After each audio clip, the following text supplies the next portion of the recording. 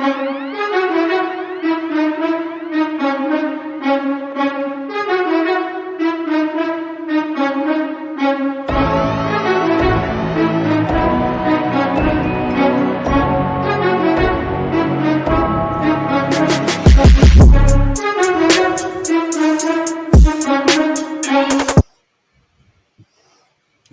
sorry about that, guys. Hey, what's up, everybody? Welcome back. This is Take It to the Hizzy Fantasy Hockey, TITTH number 110. I'm your host, Justin Bruni. I got Nick Davis with me. What's up, Nick? How we doing? What's up, guys? How y'all doing? Good. Happy Monday, everybody. How's the weekend, Nick? It was pretty chill. Just hung out, watched some TV and tried to just relax. First weekend with 2 days off. So, in a little bit. So it was good to just relax and try and reset, get ready to get back in the swing of things. Cool. How's the Capitals doing? Saw they won yesterday. Yeah, I mean, it's kind of been up and down. They aren't as hot as they were earlier in the season, but, they're just getting their footing back. So we'll see how the rest of the season goes. All right. Sounds good. Yeah, I mean, they took home one up against the Devils. It was wasn't as close as the score would say. Devils got it like a cheap one. I saw it like at the end of the game with the net or with the goalie pulled. So Hawks are rolling though, man. Hawks are getting after it. 2-1 since the last time we had our show. 2 wins up against Detroit. I'll take them, but we only allowed like 1 goal in those 2 games, so looked really good in that one. And we lost to the Hurricanes. Didn't start off good. We were down 2-0, tied it up 2-2, and then we just completely lost the third period to a much better team, I'll say. Carolina, they're off to a really good start so far, liking what they're putting together. I'm on them tonight, so we'll kind of get to that here in a little bit. Shout out to my brother and the Crown Point Bulldogs, my alma mater. They took home the Roper Cup last night. Posting all over Facebook, my brother kissing the Roper Cup. It was good stuff. Wanted to shout them out. Also, happy anniversary. Today is the 40-some-odd anniversary of the Miracle on Ice. So I was really kind of torn between which jersey to wear tonight between the old Bulldogs or the Team USA. So you ever get really roped into watching Miracle 10 times in a weekend? Yeah. I mean, just a hockey player thing. For me, that Miracle team was one of the first hockey teams that I actually learned about. And I thought it was so cool how they, went up against the USSR and took them out and, went to the gold medal game and won that. So that was like my introduction to hockey, was learning about that team. So always a soft spot. I've definitely given a few informative speeches in school about the 1980 team. So, and Herb Brooks, and he was my favorite coach, this, that, and the other. And Miracle was awesome. Like the year that it came out, my high school team, we won 3 state championships. We won 3 championships. One of them was a state championship, but it was the biggest thing because we were the Bad News Bears before we were really good. So it was the year Miracle on Ice. So it was pretty cool. But then recently we had the Netflix documentary, or maybe it was a 30 for 30 actually, and I just watched it on Netflix, about the 1980 Russia team and the USSR and how they controlled all their players and all this crazy stuff and prevented them from going to the NHL and gave them crazy demands. Hey, if you're going to the NHL, we're getting X, Y, and Z back, and just how brutal they were to their players. And it was pretty much just an old Russian lady pouring you a big thing of vodka, oh, Miracle on Ice, let me tell you about Miracle, I will tell you a story. Yeah, it was so kind of took away from some of the glamour from the USA team, but nonetheless, college kids taking down pro athletes that are paid, literally to only be hockey players, soldiers paid to only be hockey players. It's a big deal. So yeah, cheers to the Bulldogs and cheers to America on our anniversary today. Other than that, let's get to it. I'm going to jump into some of my props for tonight. Bring them up here. I know I got my monkey knife fight ones up, going a little bit of a different direction tonight. That is the wrong one. That is an old one. So we'll go with the Andrej Palat and Evander Kane props for tonight. Apparently my previous monkey knife fight props are saved up on here. So I got Evander Kane over 1 goal, and I've got Andrej Palat over 1 goal tonight, both in plus matchups, and both are going to be needed in their respective games. Right now, I'm watching the Maple Leafs losing to Calgary. I guess we'll jump right into the game previews that have already kind of taken off here. We've got the opening lines still up here, Nick. Let's jump into some of these previews. What do you got up? So the Calgary Flames up against the Maple Leafs. The puck line is 1.5. The Calgary is a plus option. Toronto the minus option. Calgary is minus 160 on the puck line. Toronto is plus 140 on the puck line. On the money line, Calgary's plus 156. Toronto's minus 173. The over under is 6.5. And for the team goals, Calgary has 2.5 and Maple Leafs 3.5. Okay. Right out of the gate, I took the Maple Leafs, who are down right now. I took them just to outright win because I like the money line option. They weren't like minus 200, and they've just been the better team here. Calgary's up 1-0 now. Nick, what are you thinking? Are they going to hold true? I don't know. I mean, I think that the Toronto Maple Leafs have. I mean, it's only one goal, and the past two games, total of 10 goals have been scored between the two teams. They scored 5 and then 7 in the previous two games. I'm not worried about one goal right now. I think that they're still going to overcome once we start getting into like the 3s and the 4s. Then you start kind of getting a little worried. But right now, it's kind of early, right, for the explosive offensive Toronto Maple Leafs. Yeah, absolutely. I mean, I still have this game going to the over. Toronto's power play just been too good. I don't think they've had an opportunity yet. They did start out down as like 5 or 6-1 on the shot total, but they've even it up now or gotten it a little bit closer. It's like 9-11 in favor of Calgary still, but we're just under a minute to play here in the period. And yeah, Toronto's been scoring a whole mess of goals. Now, rightly so. Last week, maybe they're just bad on Mondays when we're talking about them. But last week, we of course picked them to beat the Senators, and they lost. Got hosed by the Senators. Senators staged a 5-goal comeback. Absolutely ridiculous. But since then, they haven't lost any games. Yeah. Since then, they haven't lost any games. Put up a bunch more goals on the Senators and other teams alike. They got Joe Thornton back, so they're rolling. They're looking good. They're looking like regular season Maple Leafs right now. We'll get to the playoff talk here in a little bit. Right now, I'm seeing the Leafs are plus 1.5 on the puck line. It's minus 217, so they're not giving you any value for it. But if you want to win, there it is right there. I agree with Nick. I think there's a lot of scoring left in this game, and I still have the Maple Leafs outright winning. So to switch the puck line and give them the plus option, I'll absolutely take it. Of course, as I say that, they're about to kill a penalty. Killing me. Another thing, the last 3 games, the Flames have only scored 3 goals, so 1 goal each last 3 games. Those scores were 7-1 loss against Edmonton, 2-1 loss against Edmonton, and 5-1 loss against Vancouver. So I'm not. I mean, if they get 2, they might win. But the past 3 games they've scored 1 goal and then let the other team just through. I think that Toronto is just slow start right now. Yeah, I agree. And neither of these teams are actually that strong against the puck line. I believe Toronto is 8-11 ATS. And Calgary is 7-9, so not very good either way. Calgary just played a few less games. The sample size isn't there, but Toronto's right now they're the best team in the league, at least the best offensively. So I'm still going to roll with them in this one. What's the next matchup? So the next matchup is the Dallas Stars against the Florida Panthers. Dallas is plus 1.5 at minus 285 on the puck line. Panthers are minus 1.5 plus 240 on the puck line.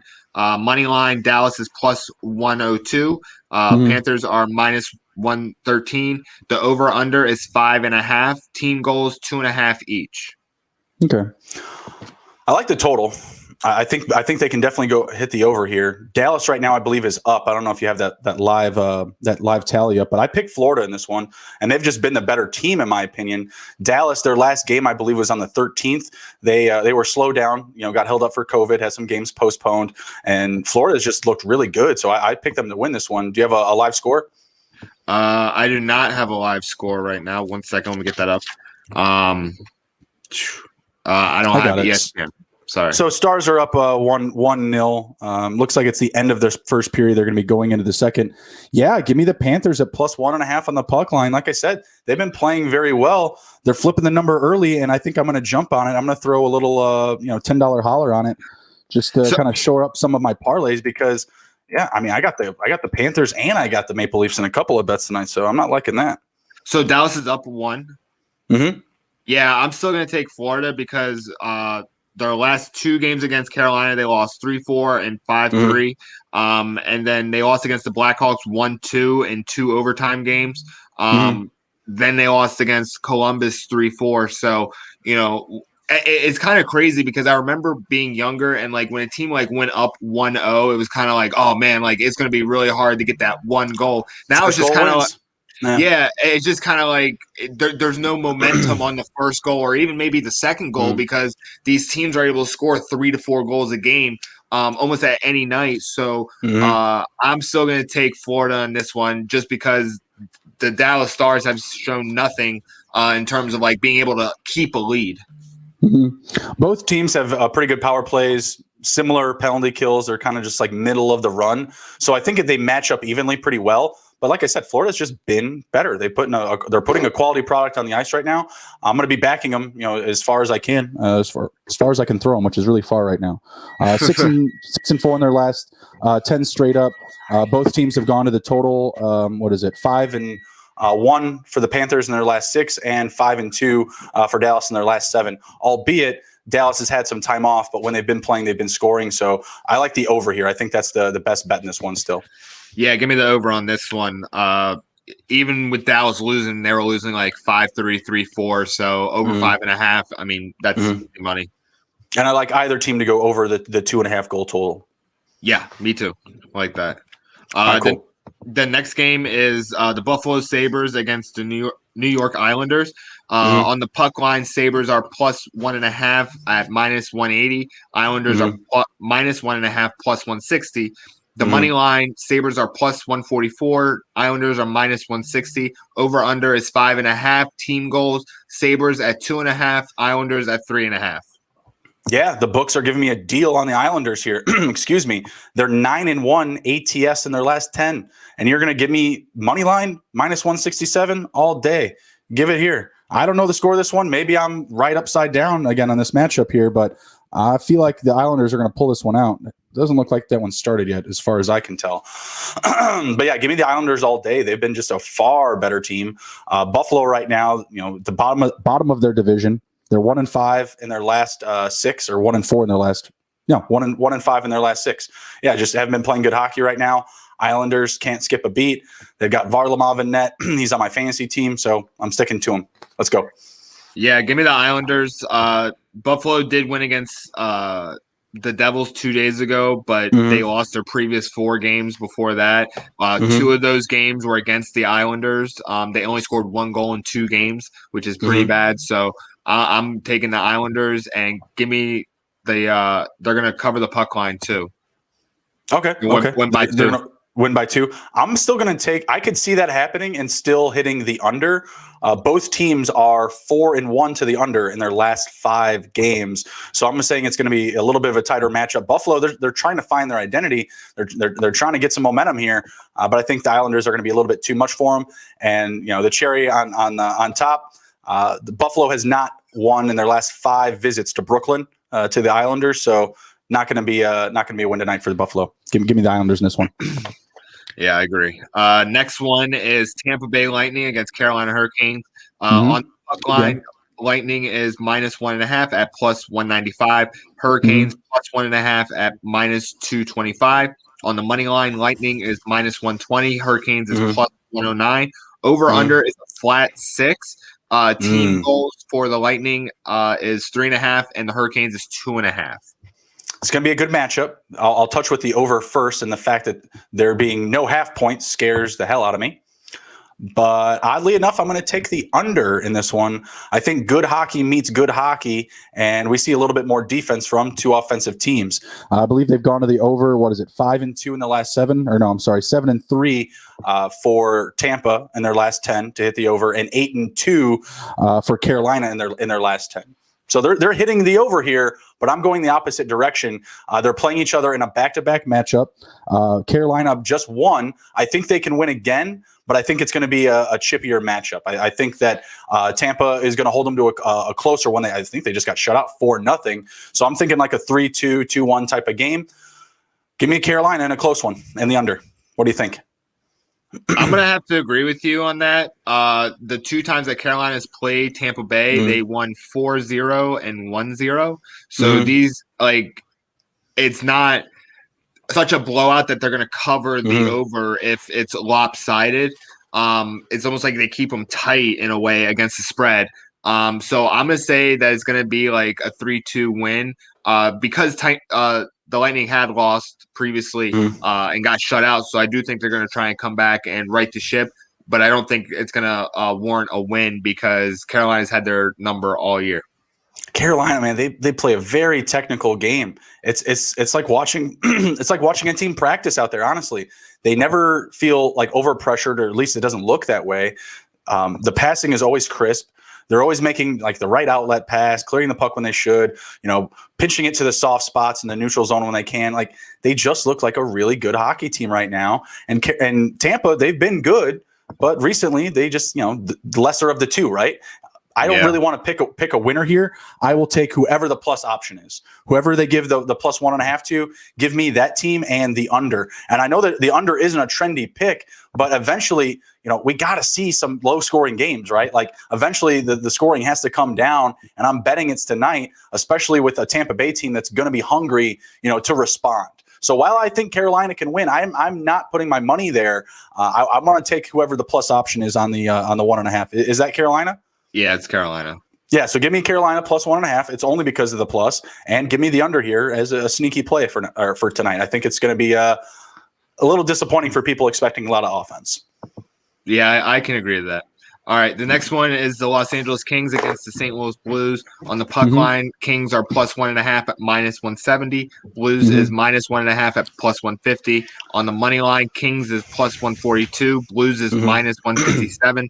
Over under is 5.5. For team goals, Kings is 2.5. Blues is 3.5. So I did notice something when I was pulling up the game logs. Kings have won their last 4 games, and they did split a series with the Blues. They won 6-3 and then lost 4-2.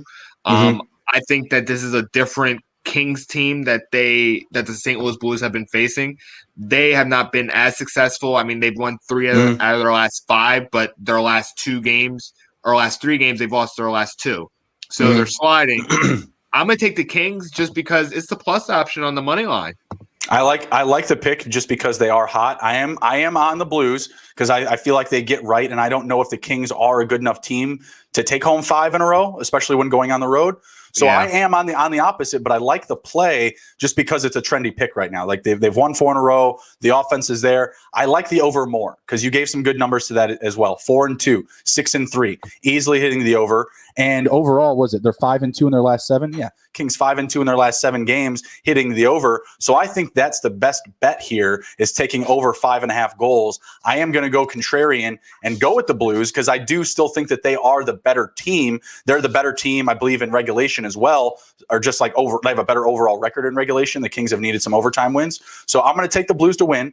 To me, they're still the deeper roster, and I think they're just the better team overall. But I like the pick because, again, they are a trendy team. 4 in a row, I don't hate it. Dustin Brown, the ship is still going, guys. Well, sell him while he's hot. I'm telling you, give it another week, another 2 weeks. That engine's going to cool off a little bit, and you're going to be wishing that you had made a respectable trade for him to get something that's going to last you the whole season. So, yeah, I like it. It's a good pick. Fire up the Kings tonight. I prefer just taking the over. That's my best bet in here, but I am on the Blues. What's the next one? Next one is Vegas Golden Knights and the Colorado Avalanche. So the Knights on the puck line are plus 1.5 at minus 215. Avalanche is minus 1.5 at plus 185. On the money line, Knights are plus 119. Avalanche is minus 131. Over under is 5.5. For team goals, both are 2.5.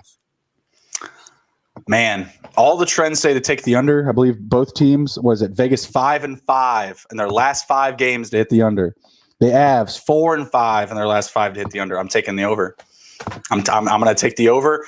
Vegas just got beat twice by the Avs, and I believe both of those games went to the under. Both were 3-2, so they're close. They're literally just under the edge, and I think Vegas responds tonight, goes over the number, over the total. We hit the 6 goals, and they take home the win. I'm just going the other way here because both teams have been very good. Colorado 7-3 in their last 10. Vegas 6-4 in their last 10, but they just took 2 losses to Colorado. Before those 2 losses, they were 7-3 in their last 10. So a couple of more good hockey teams here going at it, but I'm taking the over in this one. What do you think? Going the opposite direction of these trends this week. I'm gonna go. Vegas is going to win, but it's gonna be Mhm. like 2-1. They're Mhm. gonna try because the one time that they beat Colorado in the past 3 games, it was a 1-0 Mhm. game. So they had to Right. tighten up defensively. The Mhm. past 2 games, 2 goals. I mean, your offense is kind of popping, but you didn't get momentum because the other team was Mhm. scoring goals in response. I'm gonna Right. say that it's gonna be. They're gonna try and shut down Colorado offensively, and they're gonna Mhm. win like a grinded out kind of game. So I'm gonna take the under on this one. I hope not, because had my monkey knife fight props been able to show up on there, if I wasn't a moron and not save the NBA ones, that would have been great. What is it? I had Nathan McKinnon over Max Pacioretty with a half-point bonus, and these are fantasy points. And then I had Mikko Rantanen over Alec Martinez, also with a half-point bonus. So I need those guys to bring home some goals tonight and rack up some fantasy points. And Mikko Rantanen and Nathan McKinnon shouldn't be hard, right? Yeah, it shouldn't be hard, but you never know. That's why we Yeah, play fantasy. you never know. You never know. All Um, right, what's the next one? the next game is Anaheim Ducks against Arizona Coyotes. On the puck line, Ducks are Icky. plus 1.5 at minus 190. Coyotes are minus 1.5 at plus 165. On the money line, Ducks are plus 145. Coyotes are minus 155. Over under is at a 5 even. Team goals over under 2.5. I guess just give me the under the 5. I don't know who's going to score. I mean, neither of these teams are good. Both are 1-4 in their last 5. Arizona, I feel, is the better team, but Anaheim plays good defense. They're very good on the penalty kill, and they're very good defensively in general. Give me the under 5. I don't know how I'm going to hit it, but yeah, give me the under 5 and Arizona to win. No confidence in these picks whatsoever. Both are really bad teams. This game could go either way. Just from what I've seen from Minnesota, and that may be a little bit, it might be cherry picking on that one because I've just watched more Arizona games than Anaheim games. I think they're the better team still. I'm gonna say Arizona wins, and it's gonna be a push. It's gonna be an even push. They're gonna win 3-2. Their only 2 games that they had was for Arizona. It was a 0-1 loss to Anaheim, and then they won 3-2. So that's right at the line, and then a game that went to the under. I don't see the over happening in this game. They're both teams that are tough to watch, but I think that's going to be the pick is Arizona winning, but it's going to be a push. All right. I mean, I don't hate it. Like I said, both these teams are really bad. And there's really no trend for either way for the over the under.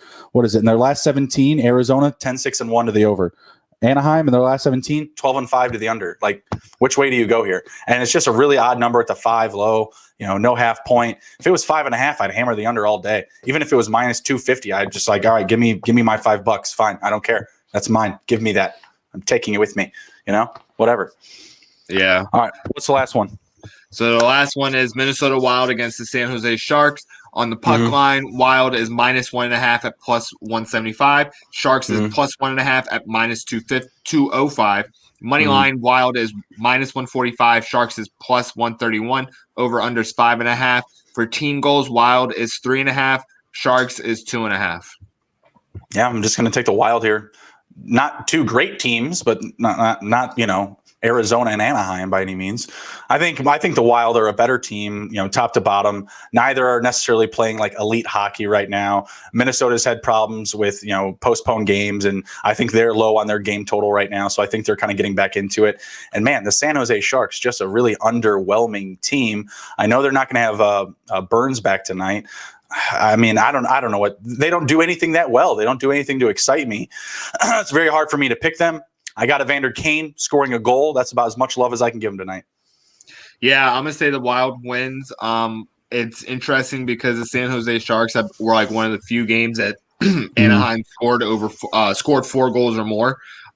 They did win that game 5-4, but the Wild just shut out Anaheim 3-1 and 5-1 for 2 wins. So I'm going to say that the Wild is just on a different level than the Sharks. And isn't Carlson out for the Sharks, who's one of their best defenders? Is he still out? Was it Carlson or Burns? Carlson. Yeah, pulled up. I thought it was Carlson. Let me see. One of them's out for just tonight, I thought, or maybe he was just returning. Carlson was out with the groin. Okay, so Carlson's.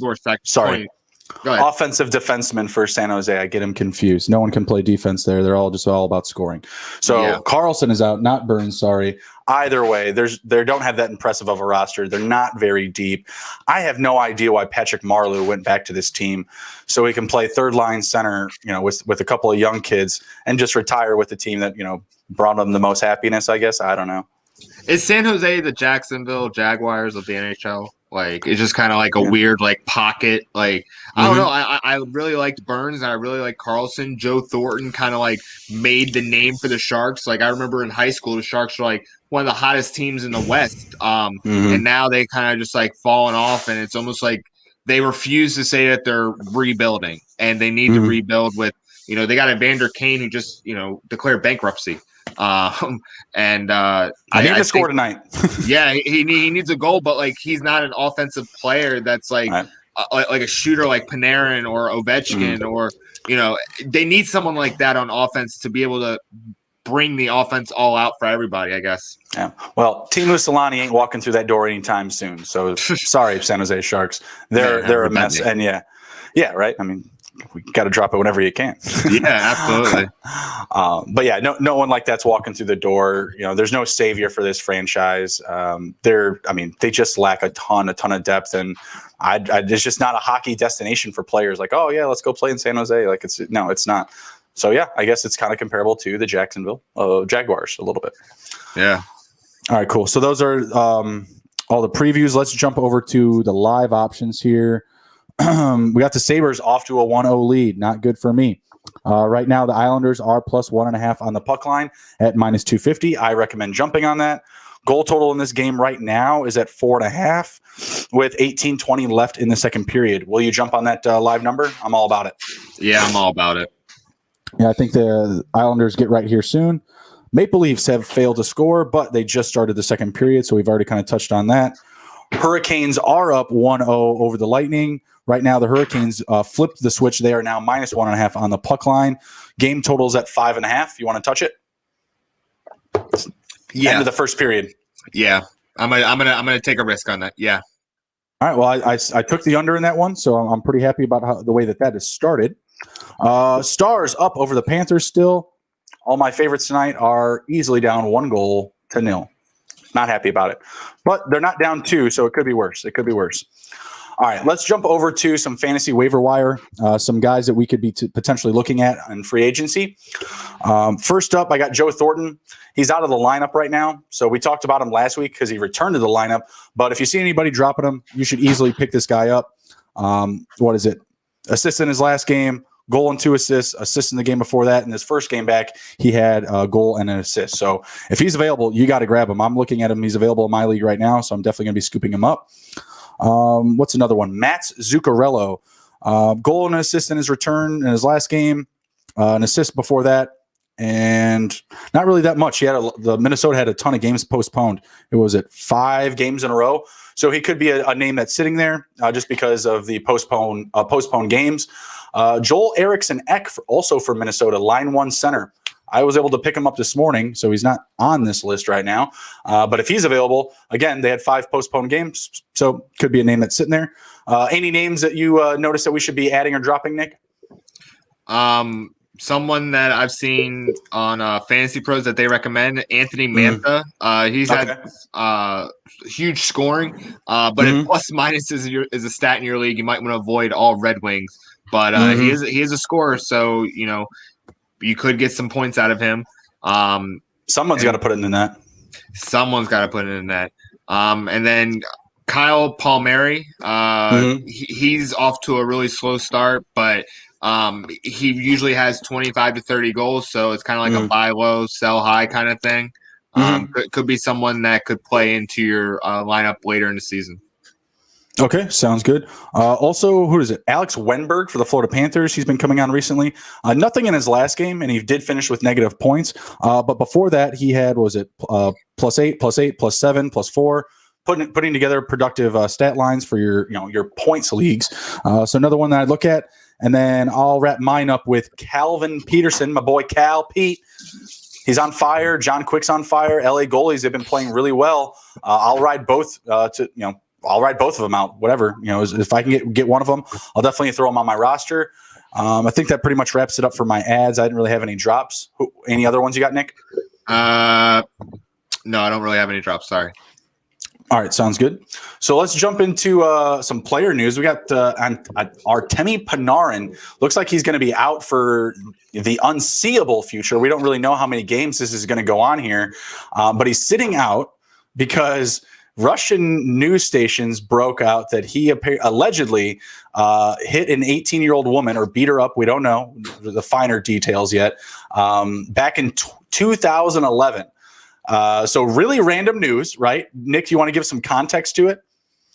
Yeah. So I've actually been following this just because I was interested why someone was going back to Russia. But this guy, Alexei Navalny, I'm sorry if I mispronounced it, but yeah, but I think he was a political opposition for Putin and basically was speaking out on him and put him in check, get him the smoke. Yeah, and I think it kind of rubbed Putin the wrong way. So he made Alexei's world, very dangerous, and he had left. And when he for Russia to go back, well, he left Russia, and then he comes back later. Skipping ahead. Yeah, he comes back later. I'm not really sure what happened, what made him go back, but he knew that he was going to be going into something. He kind of made news to random people because he was watching Rick and Morty on his plane ride there. But Panarin had posted a thing in support on Instagram. I saw the post, and I understand. I'm all about it, right? Well, supporting who you want, but Russia plays by a different set of rules. And I think that I think if it was a true issue, he would be suspended by the team. Right. With him stepping away from the game, I think that there is safety issues involved. And I think that that's what's really going on. They're trying to keep it hush-hush. But just from someone that's been following this from beginning to end and actually saw the post that he had, I think it's a safety issue. For Panarin specifically, that's what we're referring to, right? Yeah, Panarin, yeah. So yeah, and I agree, man. I mean, you were telling me before the show that Putin's apparently had hits out on this other guy, Navalny's life, Alexei Navalny, whatever his name is. And yeah, I mean, for all we know, Putin's going to be looking to, get inside Panarin's tea and biscuits, croaked, I just died. I don't know what happened. Happens all the time, right? Can happen to anybody. We saw a pro hockey player die on the bench once and be resuscitated and brought back to life. Hashtag when can I play again? But man, this is some crazy stuff. And I really hope that the time away is, I guess, for that. I don't know, running your security detail, I guess, Panarin, trying to keep his head on his shoulders. I'm proud of Panarin, though. He stuck his head out there, getting the information to common people, essentially, like me. I have no idea what's going on. And then I see Artemi Panarin pop up in the headlines on some, NHL news or whatever. Now you're telling me about it. Now I'm more informed, right? So good on him for that. I mean, obviously the league is full of Russian players that didn't do that. Shout out to your boy Ovechkin. Come on, Ovechkin. He plays the game, man. He knows what's up, what's going on there, and he just tries to keep his head low and just play some hockey and let Sergei play. Ovechkin's played in a few exhibition games then with Putin. He knows what's up. When Putin plays in hockey games, he scores 8 goals, 5 assists, and you just see this old man ruddering down the wing. You're like, wow, how the hell is he scoring all these goals? No one cares. They don't want to die. You let him put that in between your legs, buddy. That's the old let it go through your legs move. You just stand there and he skates around and scores, and we all go and we all cheer. Both teams cheer when he scores. It's awesome. Yeah, it's ELE. Everybody love everybody. No, ELP. Everybody love Putin. That's what it is. Yeah, Panarin, proud of you, buddy. But, keep your head on your shoulders. I don't think fans need to worry about anything. I mean, obviously, we're not condoning, hitting women. Rule number 1, don't hit a woman. That's, what you learn as a man. Rule number 1, keep your hands to yourself. Don't hit a woman. And so obviously that's going to be the case. If we get some video content that comes out that shows a very young Artemi Panarin beating up an 18-year-old, maybe the Rangers and fans start changing their tone. But I think this really just alludes to most what's going on with Russia. He spoke out against this dude and snap of a finger, hey, here's a bad story about you from whatever it is, 10 or 11 years ago. We'll bring it down, buddy. I remember seeing that post and just being like, man, something's gonna pop up. Like they just play by different rules, and it took a minute, but something did pop up, and I just hope everybody stays safe. That's all I can say. Right. Update on the Maple Leafs: they've still not scored, but they're on the power play. Well, that's good. And they have the best power play. But there goes the puck the other way. Ouch. All right. It's a little bit of darker news there. Artemi Panarin, stay safe. Keep your head on your shoulders. No Ned Stark shit. All right. Well, let's transition to some lighter news with Connor McDavid. He hit 500 points. Took him about 369 games. Exactly the same amount of games it took Sidney Crosby to hit 369 goals. But it took him one extra season. Buy or sell that Connor McDavid, when it's all said and done, will have either more cups or more accolades than Sid the Kid. No. I'm going to sell that. Sid the Kid, for how much pain he's caused the Capitals, he's a different type of player than McDavid. McDavid is right now, he's very successful individually.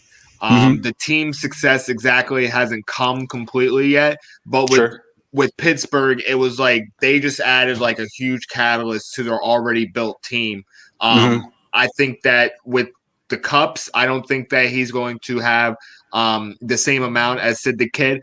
MVPs, absolutely. I think that he could have more than Sid the Kid just because he's so electric and he has such high totals since he started. So I think Cups, I'm going to sell. MVPs, I'm going to buy. Okay, so that's pretty much the general direction that I was going.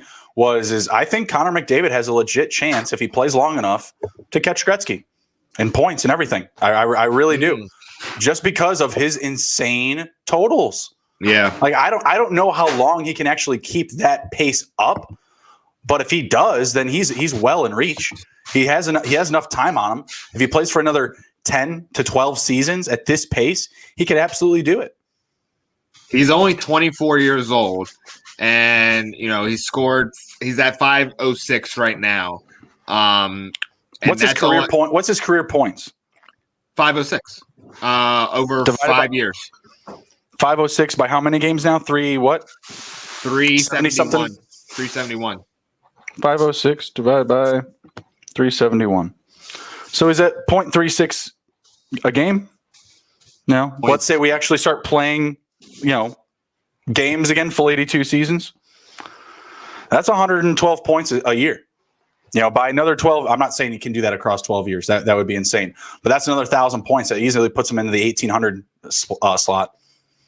I'm trying to pull up these numbers are crazy with like. And the other thing is that what if he just doesn't stay with the Oilers? What if he just gets onto a loaded team, I mean, if he does, that's absolutely possible. But let me just give you a stretch for Wayne Gretzky here. So go ahead, yeah. So 2016, 17, 18, 19, it goes 100, 108 points, 116, 97, and now he's at 37. But the past 2 years are messed up with the total games. That's for McDavid.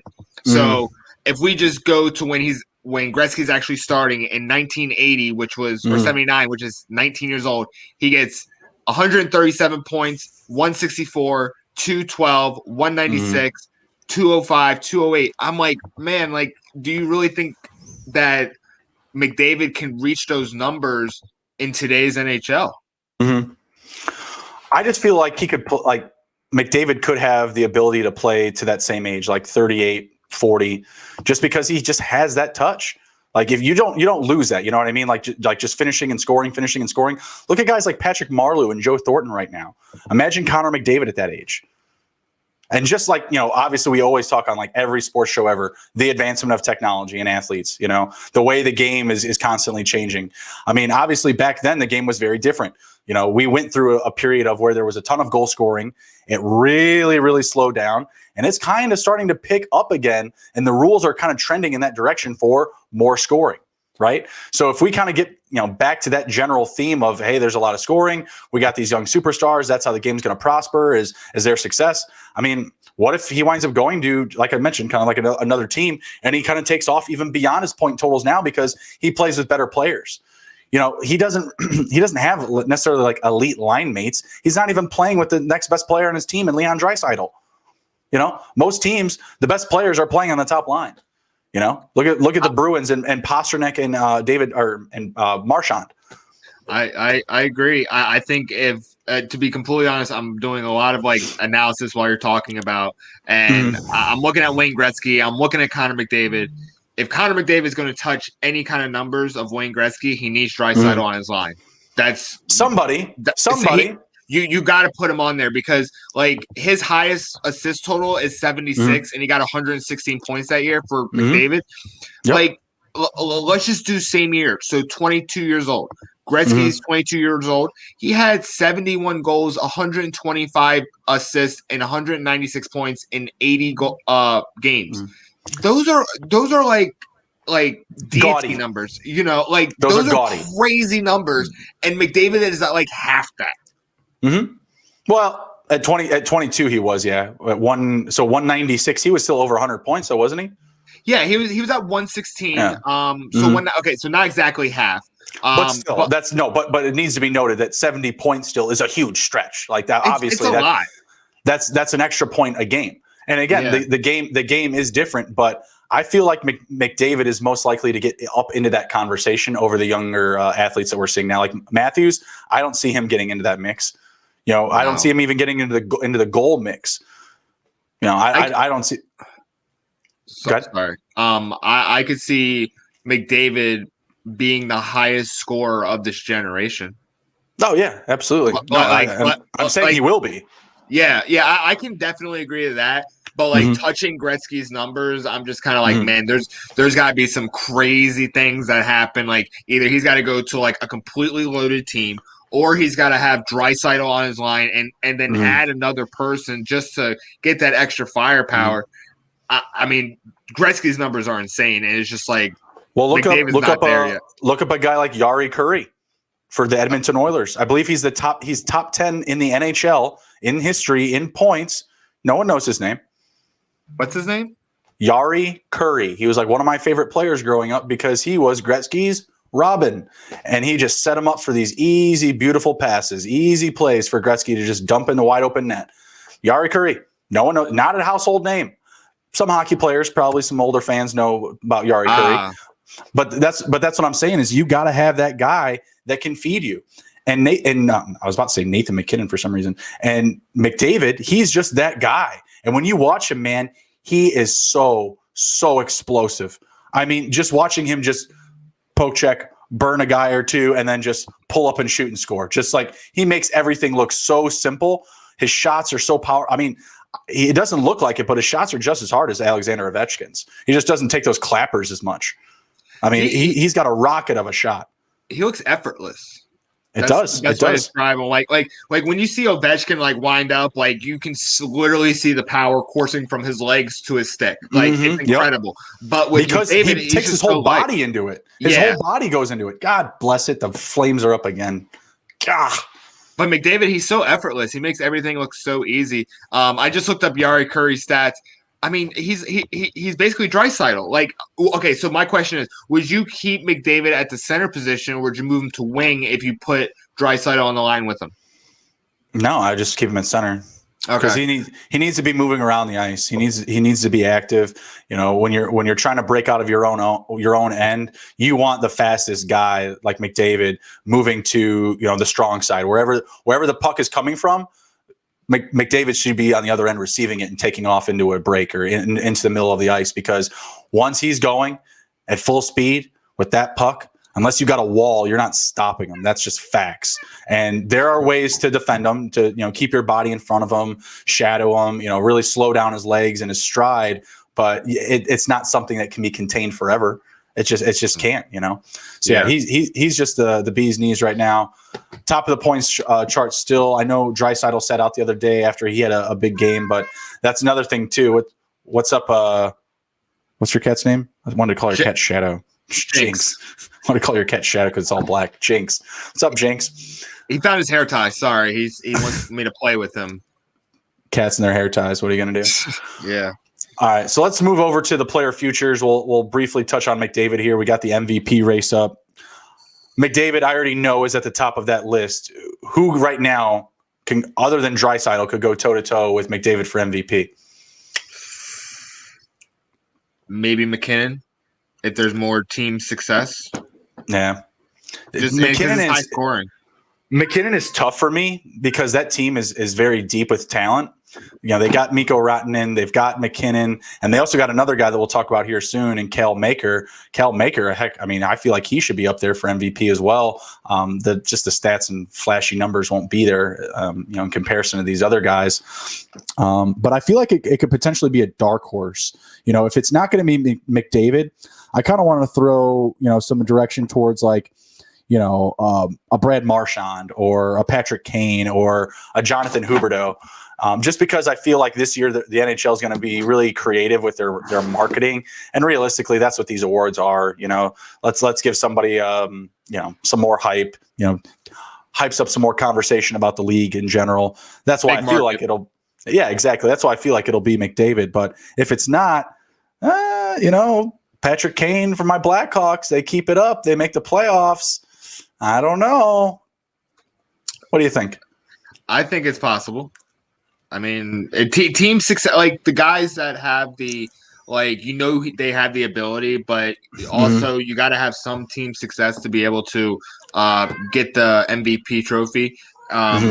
So I think that Patrick Kane, if the Hawks keep it up, he's gonna definitely be in the conversation for MVP. Yeah, I agree, and I certainly hope so. He's pretty much doing it there himself. I mean, as far as top players on the team, obviously we're getting a lot of production from younger guys in Kurashev and Pius Suter. Name was escaping me there for a second. They're playing very well as rookies, but at the same time, you don't have a ton of experience there. So if that team, gets up there, if they can finish, say, second in their division, I think that Patrick Kane is well worth the look at MVP. I like Jonathan Huberdeau as well for Florida. That team is doing very well right now, and he's a big part of the reason why. So I like Jonathan Huberdeau. What else do we have? Maybe Steven Stamkos. He's at plus 2,500. Kane was at plus 2,300 for reference. Leon Draisaitl, I just don't think he has a chance. He's at plus 1,300. When you're looking at his name after McDavid, with all these other guys in the mix, Pippen never won a MVP under MJ Shadow. It just happens. You are playing with one of the best hockey players in the world. He's going to get it before you will, and that's just how it is. All right, let's move on to the Vezina, going with the best goalie here. Man, they've got Vasilevsky at number one for sure. I mean, I agree with that. Philip Grubauer at 2, but Mackenzie Blackwood for the New Jersey Devils at plus 1,000. That's third highest. That's pretty awesome considering he was supposed to be the backup to Corey Crawford. Yeah, I'd say so. That's pretty nuts. But my guy Kevin Lankinen in there at plus 1,700. Far too rich for me to take. I like Marc-Andre Fleury at plus 1,500. What do you think? Marc-Andre Fleury, yeah, I mean that's pretty good. I do like Kevin Lankinen. Carey Price, he's always a dark horse just because of the his pedigree basically. Varlamov, I feel like if he keeps it up and has a lot more individual success and keeps it going for the Islanders, I think he's definitely a possibility for the Vezina. Okay, right on. Yeah, I'm all the way. I'm with Marc-Andre Fleury right now. If he keeps up this current production, I feel like he's going to be playing a lot of games because Robin Leonard's been out. He's been hurt. He didn't travel with them on their current trip. So obviously he's going to keep getting more starts here, at least in the near future. Obviously he'll get some rest at some point here, but man, his numbers are lights out recently. Vegas is an awesome team. I think they'll have the track record to get them, back up into that conversation. But right now at plus 1,500 at FanDuel, I love that value for Marc-Andre Fleury behind some of these guys. And Varlamov, Hart, who's been struggling recently. Blackwood's been good, but I don't think he'll actually keep that up. And same thing with Grubauer, just kind of a streaky guy. my best odds, I'm not picking Vasilevsky because I just don't like the plus 250 or whatever it is, plus 260. I'm taking Philip Grubauer or Marc-Andre Fleury. I like those ones the best. I see those. I mean, for me, give me Mackenzie Blackwood. Like, Dang. give me the complete underdog. He's third in Benzina. He wasn't even supposed to start with Corey Crawford, so give me him. All right. Sounds good. Next up, we got the James Norris Memorial, best defenseman. Cal Maker, I can't pick anybody else. I want to pick Shea Theodore at plus 1,000 because he's on my fantasy team and he's always racking in points for me. But it's going to be Cal Maker, man. This dude looks like a dancer on ice. He looks like a figure skater out there. I mean, he's so shifty. He's like a running back at playing defense. You never know which direction he's going to go, forwards or backwards with the puck. I'm not picking anybody else. I just love watching this guy. Who do you got? You got your boy John Carlson? John Carlson, give me him. Yeah, I saw him score a goal the other night. It would look pretty good. Or yesterday up against the Devils, it was pretty solid. He's become a lot more. He's become a lot more offensive as his career has gone on. Because I remember him like strictly being like the young defenseman, and he's really come on strong offensively. So I'm proud of him. Yeah, he's really developed his shot from the point. I like the top three. Maker, Victor Hedman is still in there, of course. I don't think he wins it, but he'll be in the mix. And John Carlson with you. Carlson and Theodore are both at plus 1,000. I just don't think Theodore will keep up the production that's going to get him an award like this. Some other options that are available here: Jeff Petrie at plus 1,400. I don't think that carries any weight. Alex Pietrangelo at plus 1,200 also plays for Vegas. I'm not liking that. Quentin Hughes plus 1,200. No thanks. Doug Hamilton plus 1,400. I don't see it. Well, hasn't Quentin Hughes had like some high scoring for like a defenseman for Vancouver? I think he does, but these other guys ahead of him, I think they're just going to be too flashy. Yeah. And I don't think he's a rookie. I think he might be a sophomore because he's not in the rookie race. In the Calder Memorial for the rookies, you got Kirill Kaprizov, Kevin Lankinen, my guy, Ty Smith, defenseman for the Devils, Stutzel for Ottawa. Let's see. Nils Hoglander for Vancouver. Man, Pius Sutter, he's the only Blackhawk in here. He's at plus 1,000. Kurashev should be in this mix too. Alexei Lafreniere is at plus 1,500. Yeah, Kevin Lakinen's gonna win it. He's my pick to win it. Yeah, give me him. What he's doing with Chicago, considering what happened last year, and then losing their legendary goalie, I've been very impressed with him. Give me him for the Calder. Definitely not legendary. We won't use those words. That's for sure. Yeah, I'm going Lankinen all the way. Kaprizov will have the stats, but I think that Lakinen's going to be more intricate to this team success with the wins. So yeah, I'm going to go Kevin Lankinen all the way. Just that win total, I think, is going to carry a lot more weight with the votes and calculating the wins here, or whoever's going to win it. I mean, all right. Next up, let's do the divisions. Division futures. We've got the NHL East. Who you got? Who's taking home the NHL East division? The Capitals, of course. Plus 800. Putting down a few shekels? Yeah, I put down $5. All right. I'm still going with the Bruins. Just a better team top to bottom still. And honestly, I think the biggest difference maker between the two, because I think the Capitals are a good pick, but between those two teams, goaltending. You're just a dollar short. Yeah. Tuukka Rask is going to be in there probably for the Vezina as well. I didn't see his name on that list, but he'll be in that mix. The experience that they have on offense, I think, is equal to that of the Capitals. But the defense is maybe a little bit better for the Capitals, but goaltending at the end of the day is what's going to win it. Give me the Bruins. We were supposed to have Lundqvist.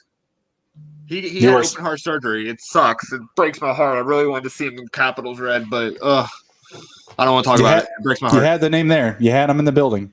Yeah, we did. All right, anyway. The Central. Still Tampa Bay? Give me Carolina. Yeah, I like Carolina too. I've been talking them up this show. They've been playing very well. I like the Panthers too as a sneaky option. I'd like to say my Blackhawks, but I just don't think they have enough experience, enough depth. If they got all those guys back magically in Tays, Nylander, and who's the young kid?